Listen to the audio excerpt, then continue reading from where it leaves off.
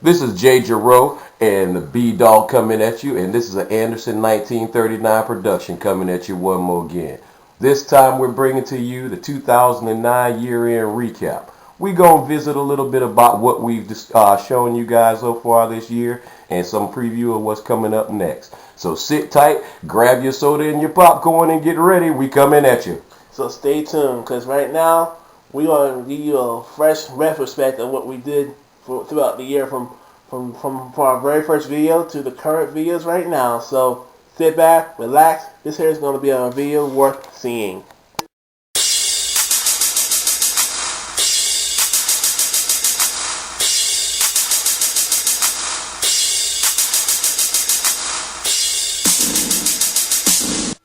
Welcome back, y'all. This is Big B, aka F1939, and yeah, I'm gonna kick things off about my retrospect on Transformers Animated. Now, I was surprised and heard about what happened this year, knowing that this year was the final season. And if you see my vlog about why and how I feel about the series finale, I was very disappointed by it. But the reason why I made that video because I knew something was not right about the series finale. It could have been better, or so many storylines left out. So the reason why I brought that up to mind, I knew something was not right about the actual episode and the characters and the storyline. Though I can expect better, but hey, again, the series came off very good with a very powerful final series premiere, and when Transwarp came on TV, my mouth just dropped.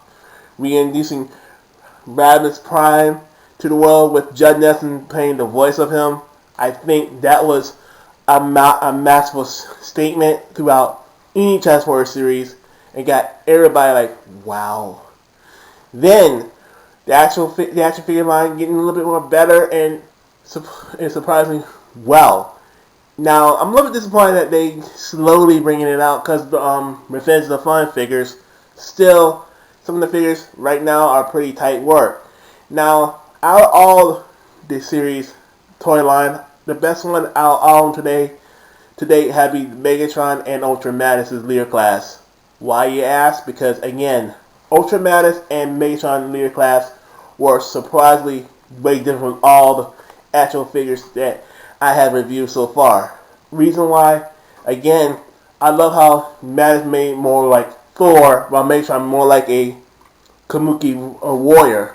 Still, well, out of all these characters, both them figures have been one of my favorite action figures of them all. Jay, how you feel about the actual toy line itself as your perspective? Well, when I looked at animated as a toy line, when they introduced the initial concept with the animation, particularly coming off of Cybertron, it was like, wow, you go from a CGI visually spectacular series to an almost Teen Titans style animation. So when I first peeped the series, I tried to keep it with an open mind. I said, okay, we're going to try to move past the animation. Let's see if the story has substance. As the story started to unfold, I was actually impressed. I was impressed with some of the characters they introduced. Even the voice work, right? Yeah, even I was going to say definitely the voice characterizations. They did an outstanding job, particularly David K, because you're so used to hearing him as Megatron flip the script into us Optimus. I mean, it was impressive. Toy line. One thing that was interesting to me that once I saw this new animation style, again, coming off of something as visually spectacular as Cybertron, and you looked at the toy line, and the toy line looked exactly like the CGI models, of course. So looking at animated, it's like, how are they going to make these figures look like these cartoon characters? And again, I was actually impressed with the toy line. Some people did not like it, but considering how well you could compare the toy line to the animated series and see basically the figure step off the screen, it was nice. I was impressed again. Introducing some characters that, of course, I haven't seen come to the market yet, such as Rodimus. And I would agree with you about the Ultra Magnus and the Megatron. Those were two fine figures from that particular toy line. What I also want to add too is about the Voyager figures itself. I like how they did Optimus Prime Man more G1 closer to his counterpart, and plus, I like how they use the face mask more bigger than anything. I like how you can either use it up or put it down, but such as quits, I wish this series had let the Autobots use their guns. Now, the X looks sweet on the series, but again, I don't mind chasing up being more like the Jedi's of the Clone Wars, but either way, in my opinion, I don't mind letting the Autobots have a subsequent challenge and using a whole new aspect of it, but still, I miss Optimus Prime with his laser rifle and so many other weapons. Still, the axe was a perfect substitute. But either way, I would give Prime back his guns. Now, also, I want to say, wow, shout out the best voice work in years. Like Jay covered up about how David K flipped the script on David K doing the voice work for Prime. He shocked me more than anybody throughout the series playing Prime. Well, the return of Corey Burton as well.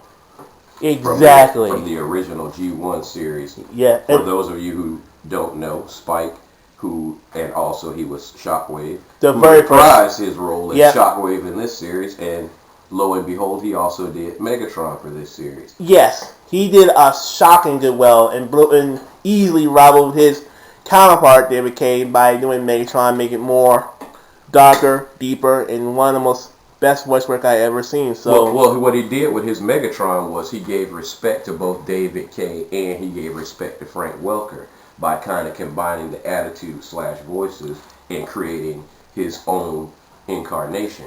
And it was brilliantly done. It goes back to Robots in Disguise, which for the English dub was not one of my favorite series. But Neil Kaplan did an impressive job doing the same thing with Optimus Prime, paying homage to both Peter Cullen as well as Garrett Chalk. Exactly. And also, I gotta give a heads up to Tara Strong, who's to most of y'all, she did the voice of Raven of Teen Titans, and both of Powerpuff Girls, playing none other than Red Alert, the female Red Alert, and what's that girl's name again? Sorry, yes. Yeah, just trying to make a little inside joke, but still, either way, she did a monster job playing Sorry in this series and made it more like the typical human side of all Transformers. And during the third season, she was really a Cybertronian, which gave you all a little spoiler. Now, as a surprising enthusiast of all Transformers, still this series hold up strong as one of our personal favorites this year and hold up their own. Now, we're going to change up during the Transformer retrospect and give Jay his retrospect on Revenge of the Fallen and his from the movie, the actual figure, and DVD. So, hang on tight.